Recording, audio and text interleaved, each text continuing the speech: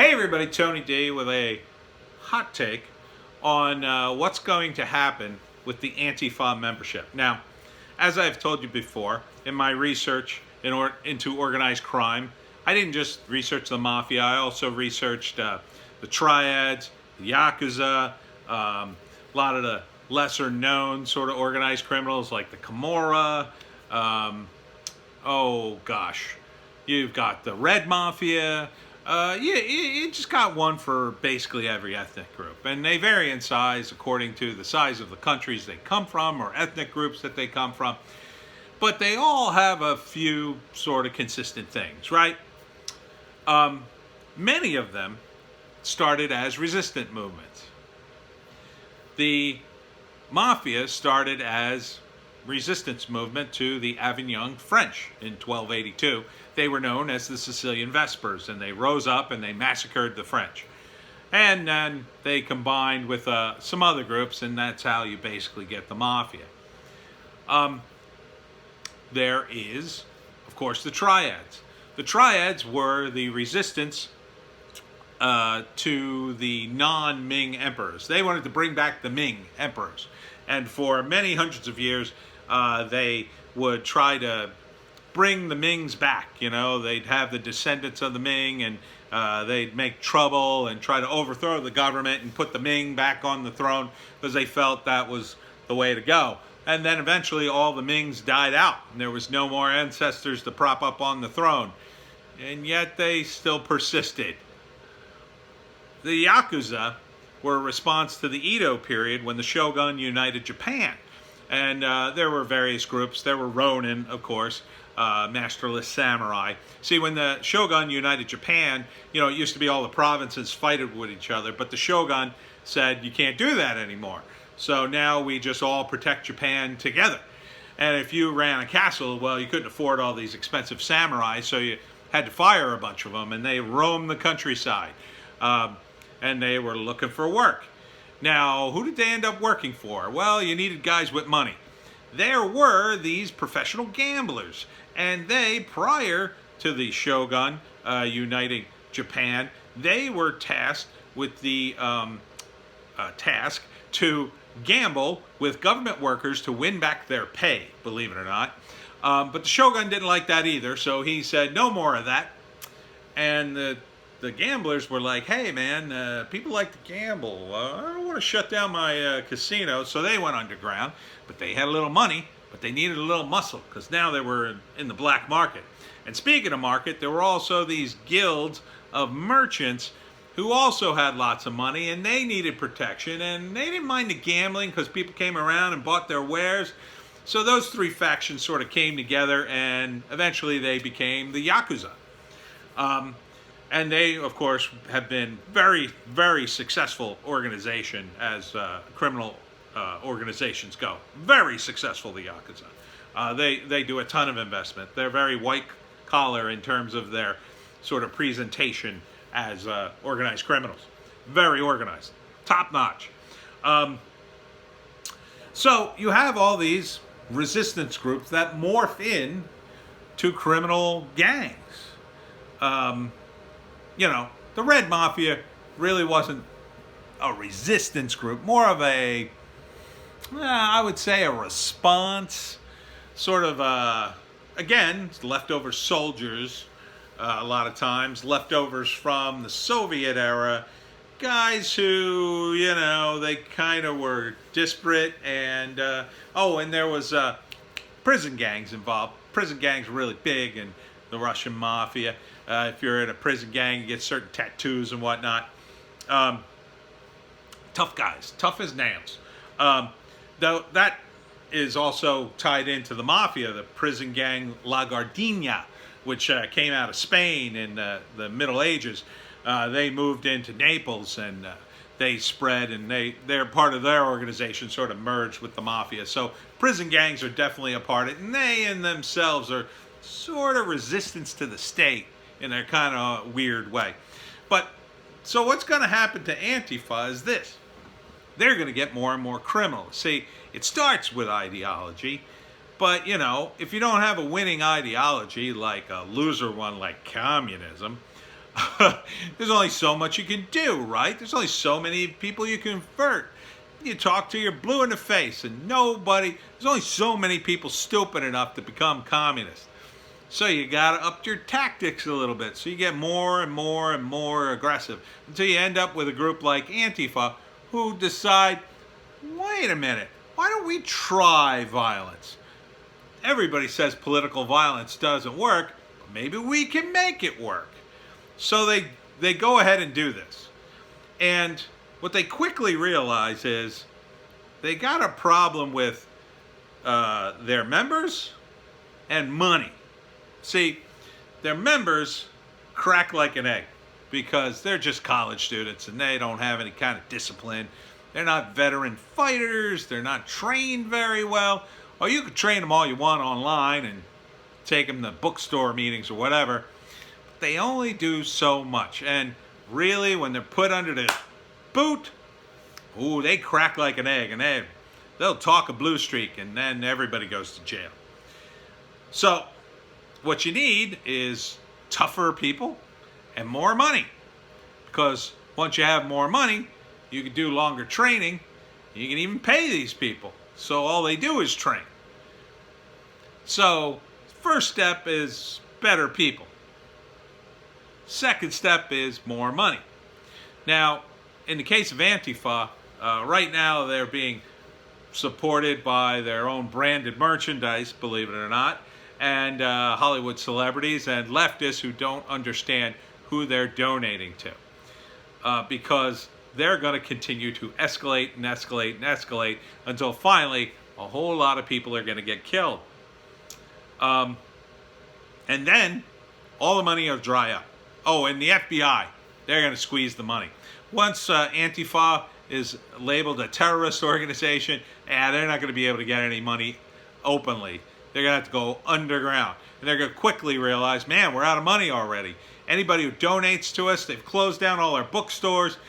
Anybody even connected to us openly. We have to do this all very underground. So they go underground. And very few people will do that, of course. It'll usually be like the more criminal elements within their group will go underground because, once it stops being a trend, once it stops being cool to be Antifa, nobody's going to want to jump in. They're going to hear all these stories of college kids going to prison and turning in, just horrible stories, people getting shot in the face, terrible things. So they turn into a more criminal organization. It's already happening. In fact, Project Veritas has a guy undercover, sort of. I mean, he went into Antifa and now he's telling all their secrets, right? So the big secret, it's not really secret. They have a huge vetting process, right? Because what criminal gangs want to do is they want to make sure you're dedicated. Now, with the Mafia and Yakuza and those guys, you got to be dedicated to the family, right? Which is all about the money and loyalty. They say it's about loyalty to a family that always help you, but, there's loyalty and then there's money. There's loyalty and then there's, I don't need to go to jail, you do. So they consider themselves kind of soldiers, and soldiers often get sacrificed in a war. So that's why a lot of people end up going to jail. And what they want are people who are criminals. See, once you've got a record, well, what are you going to do? Just suddenly pick up and go get a job? Nah, it becomes a lot harder to get a job once you have a criminal record. It's a lot easier to keep being a criminal because your criminal past isn't any good with a job. But it is good with criminals. Oh, you pulled that job? Oh, you're pretty good. Yeah, you should roll with us. Oh, you did time for this? Okay, well, we're performing that very same criminal act. Why don't you join our little group here? We're going to rob a bank or rob a store or whatever the hell they're going to do. So they want you to have a record. And the Antifa guys, at least the guys who are going to be running things eventually, will be the most ruthless because it's kind of like evolution. See, the weaker guys get taken out or they just give up or realize, hey, this isn't for me. But the guys who are dedicated and ruthless. Well, they rise to the top. And these guys are ideologically driven, but, they know the basic idea. See, once a kid who's in Antifa starts getting a criminal record for being in Antifa, well, it's probably not going to get a job, except with people connected to Antifa, right? And right now, Antifa thinks like, oh, well, we got bookstores and people who are sympathetic to us. We can get you a job. We can get you all set up. Your criminal record doesn't matter in Portland, except it will. It will once the FBI starts turning up the screws. Then, good luck getting a job, because all those bookstores are going to have to deny your existence, or they will be put out of business for supporting a terrorist organization. That's the whole point of putting you on the terrorist watch list. No more branded merchandise. No more bookstores. No more secret funds. All the money dries up. And even the Hollywood idiots won't even donate to you once you're labeled a terrorist group. They'll be too afraid, because then they'll go to jail. Nobody wants to go to jail. So they'll have to go underground. And they'll go underground with the most hardened of the Antifa members. The guys who have the biggest criminal record, because they're stuck. They can't go back to regular life now. They got a long criminal record. Nobody wants to hire them. It's much easier to continue to commit criminal acts. So, what do they turn to? Crime for money. Now, ostensibly, it's, well, we only robbed the bank so we could fund our political ideology, so we could overthrow the state, but that's the way it's going to be. But they quickly realize it's really hard to rob a bank. It's really hard to make a lot of money as a criminal. You got to put a lot of time and effort. And quickly the criminality overrides the ideology. I mean, yeah, the triads love to boast about their long storied history to the Ming, but, they also like money. Lots of money. And eventually the Antifa guys will learn the ways of organized crime. They'll learn that they have to speak in code, that they have to shake down their constituents and not just pretend to protect them. They'll have to really protect them, but what they're really protecting them from is them.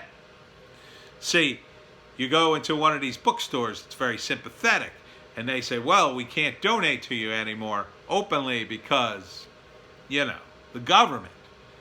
And they'll say, that's okay, give us cash. And they'll say, well, we could get into a lot of trouble. Don't you want to take down the state? I mean, it would be a shame if the state found out I was here and I told them you gave me some money. See, that's the way it starts. They start intimidating their own people because those people are connected with them. And they kind of got to give up the money. They're more likely to. See, they're kind of on the fence about giving the money, but then when you push them a little bit, give them that intimidation, well, you start shaking down your own people.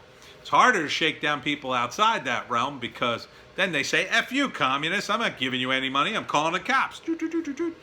Then you realize you got to use violence to intimidate people, and on it goes. That's the future of Antifa, downstream. Right now, it's still full of idiots from college and college professors who think they could do all this wackiness. I saw this hilarious post on Reddit that once Antifa starts going to prison, they'll be running the prisons. Wow. Kind of true in its own weird way, but not really. They're going to have their own group if they have enough numbers, right? You have to get a certain number quantity in a prison for that to even work. Maybe in Portland. Maybe in the Portland prisons, if someone finally comes in and just starts throwing those guys in jail, maybe you'll have a Portland anti-fog prison gang. Maybe. And then those guys would be something to fear because they'll do the same thing the other prison gangs do. The bikers and, those guys who emulate the evil guys from World War II that we're not allowed to say on YouTube. Those prison gangs operate in and out of the prison, and they're very effective because they're very, very scary, even though they have few numbers. And that's the other thing. It's not just about the money, it's about the ruthlessness. See, to survive in the criminal underworld, you have to be feared. So Antifa is going to realize we have to be feared in order to further our criminal goals. And then they're going to try to say they're going to further their ideological goals, but eventually that'll just take a back seat. You have to understand, those ideological goals are pie in the sky. And once these guys are deep, deep, deep into life, they lose all perspective. I mean, they're overthrowing the state. Yeah. We just need another $100,000. And to get that, we're going to have to sell some more drugs, people. I mean, that's what it's going to be. They're going to be criminals first, and oh yeah, right, we're communists. Right. So a few of those communist ideals might survive. They might even get, I don't know, a bridge to the Red Mafia because of it, because there are a few ideological communists left in the mix over there. Not many. Not many. Those guys are getting old, but I'm sure there's a handful of those guys left. I'm sure they'd be happy to sell you some AKs or whatever. But that's where it's all headed. And so you think you're going to join Antifa, it's going to be a great adventure. It's not. In fact, they want to screw you. They want to make sure you have a criminal record, so you'll be beholden only to the gang. They want to separate you from your family and friends, because that's just a distraction to their goals. And usually the guys who are leaders who become the bosses. You know, the bosses, that's how they work too. They want their men to only be beholden to them. They demand the loyalty to them. They treat them kind of like sort of their pseudo sons. You know, they can be good to them when times are good, when they're making a ton of money. But when things go wrong, well, anything can happen. And that's the problem with being a criminal. When your crime is going great, everybody's happy, they're spending money, you're all buddies. When the cops come, it's every man for himself. And they're going to ask you to go to jail and keep your mouth shut, even though opening your mouth might get you off the hook. But they will probably adopt the motto, stitches for snitches, or snitches get stitches, right? So that'll be the number one thing. Never talk to cops.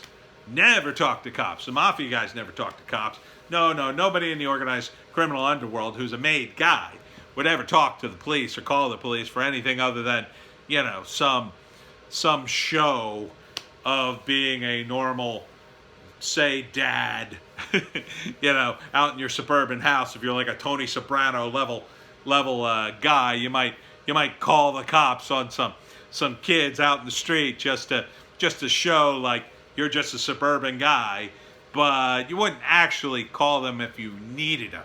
No, you take care of your own business. And that's the way Antifa will go. By the way, it'll get increasingly misogynist.